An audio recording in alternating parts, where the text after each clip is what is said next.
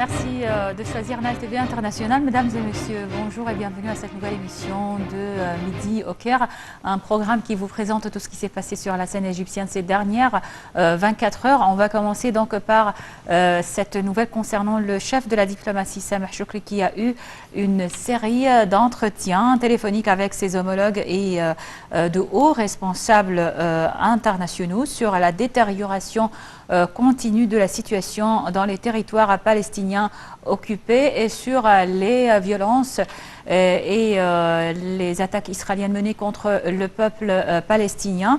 Donc plus de détails sur ces entretiens dans ce commentaire.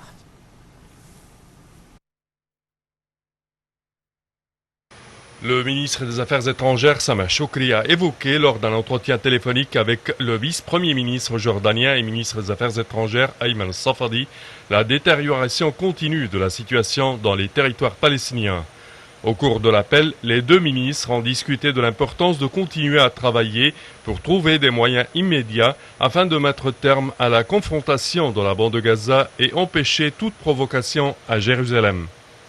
Le chef de la diplomatie a reçu également un appel de son homologue tunisien Othman Al-Jaranda, au cours duquel ils ont discuté des efforts visant à mettre terme à l'offensive et à la confrontation israélienne dans les territoires palestiniens. Lors d'un appel téléphonique avec son homologue français, Jean-Yves Le Drian, Choukri a discuté des développements à Gaza et à Jérusalem et à la mosquée Al-Aqsa, ainsi que dans développements liés à la bande de Gaza. Au cours de l'appel, Choukri a souligné l'importance de mettre terme à l'attaque israélienne contre Gaza et l'importance de mettre terme également à l'effusion du sang et sauver des vies grâce à un cessez-le-feu complet et immédiat. Le ministre des Affaires étrangères, Sameh Choukri, s'est également contacté avec son homologue russe, Sergueï Lavrov, et ils ont convenu de la nécessité de cesser d'attaquer la bande de Gaza. Le chef de la diplomatie a également appelé son homologue israélien Gabi Ashkenazi. Au cours de l'appel, il a souligné la nécessité d'arrêter les attaques israéliennes sur les territoires palestiniens et l'importance de travailler afin d'éviter au peuple de la région une nouvelle escalade et de recourir à moyens militaires. Il a réitéré que les récents développements confirment la nécessité de reprendre les négociations de paix israélo-palestiniennes dès que possible et sans attendre.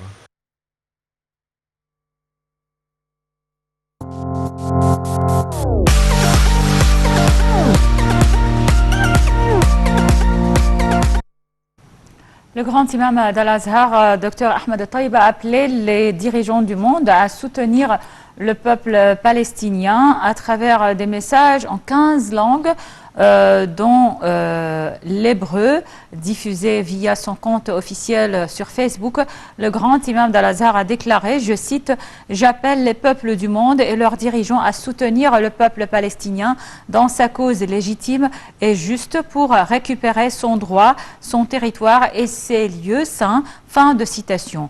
Arrêtez la tuerie et soutenez la partie qui a le droit. Arrêtez le silence et la politique de deux poids, deux mesures. Que Dieu bénisse les martyrs de la Palestine, a ajouté le grand imam d'Al-Azhar dans son message diffusé en 15 langues.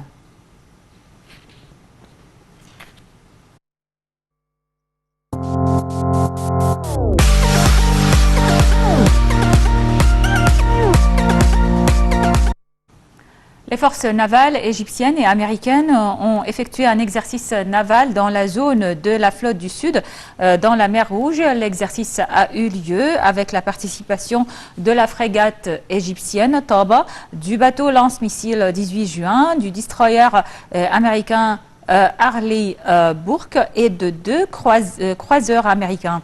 L'exercice comprenait la mise en œuvre de nombreuses activités combatives navales, telles que la mise en œuvre des scénarios de sécurité maritime sur le théâtre d'opération et la protection d'un navire transportant d'importantes cargaisons. Cet exercice intervient dans le cadre du plan du commandement général des forces armées pour améliorer le niveau de formation et d'échange d'expertise avec les forces armées des pays amis.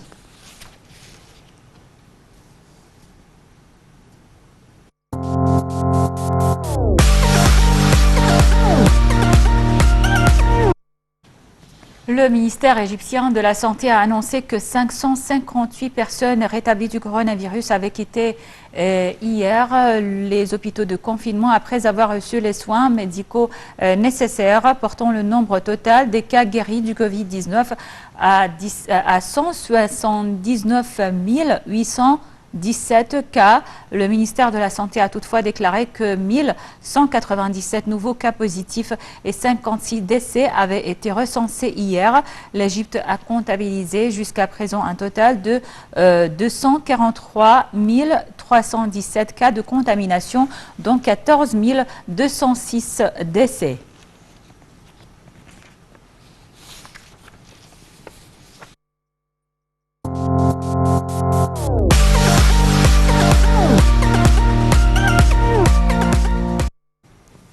Le ministre des Finances, Mohamed Maït, a déclaré que l'agence de notation financière Standard & Poor's Corporation a décidé de maintenir la note de crédit de l'Égypte en devise locale et étrangère AB pour la troisième fois consécutive depuis le début de la crise du coronavirus, tout en préservant les perspectives stables de l'économie égyptienne, stable outlook.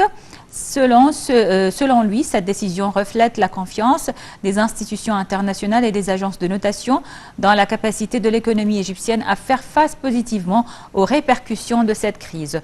Mohamed Maït a indiqué que l'économie nationale, selon les estimations de Standard & Poor's Corporation, dans son dernier rapport, peut surmonter les répercussions négatives résultant de la pandémie en raison de l'amélioration des principaux indicateurs économiques.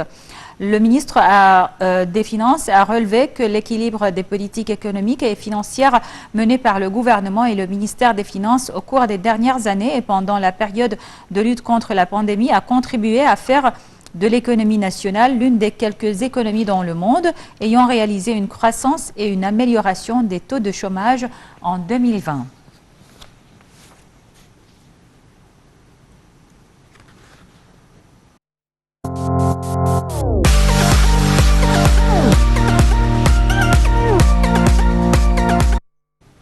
La ministre du Commerce et de l'Industrie, Nevin Gemma, a affirmé que l'État était soucieux de promouvoir les entreprises de filature et tissage affiliées au secteur des travaux ou celui privé, de manière à accroître les exportations et à générer d'emplois aux jeunes. Lors d'une réunion avec le ministre du secteur des travaux publics, Hichem Tawfiq, et nombre d'investisseurs dans le domaine de filature et tissage et des prêt-à-porter à Mahalla al-Kubra, Madame Nevin Gemma a indiqué que le gouvernement avait réussi à payer les dus des exportateurs au Fonds du développement des exportations via nombre d'initiatives afin de réaliser un bond dans les exportations au vu du ralentissement économique mondial résultant de la propagation du coronavirus. Pour sa part, M. Tawfiq a noté que son ministère avait entrepris nombre de mesures durant la période passée qui seraient de nature à alléger les charges pesant sur les producteurs de filature et tissage en Égypte, ajoutant que le ministère œuvrait actuellement pour la fusion des entreprises du secteur des travaux publics.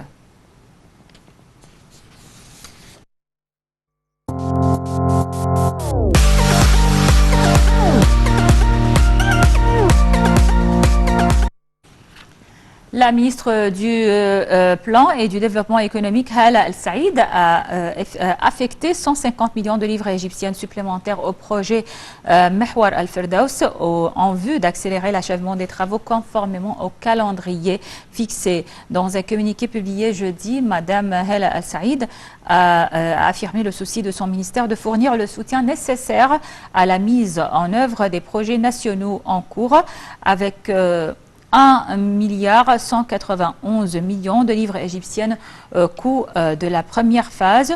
Le projet contribue à l'allègement de la densité du trafic à Héliopolis, la cité Nasr et le nouveau Caire.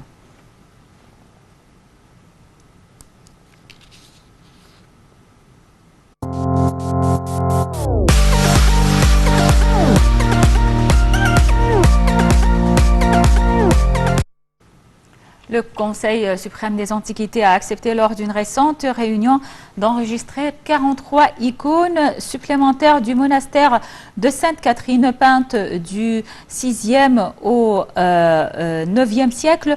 Le monastère contient 2000 icônes préservées dans leur intégralité au fil des époques islamiques jusqu'à présent, a fait savoir Abdelrahim Rihan, directeur général des recherches et études archéologiques et de la publication scientifique au Sinaï Sud auprès du ministère des Antiquités. L'enregistrement de ces icônes est assumé par le ministère des Antiquités depuis 10 ans, a-t-il dit, ajoutant que 1043 avaient été enregistrés jusqu'à ce jour.